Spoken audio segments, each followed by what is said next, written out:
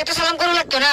আব্বা আব্বা আজকে দিন আমি তোমালে 20 বার সালাম করছি, ও আনামালে 200 টাকা সালামি দেও। ও আব্বা আমালেও দেও। কইছে দিতাছি, ইটালে কেন সালাম করবে লাগে বেহুশ হয়ে যা।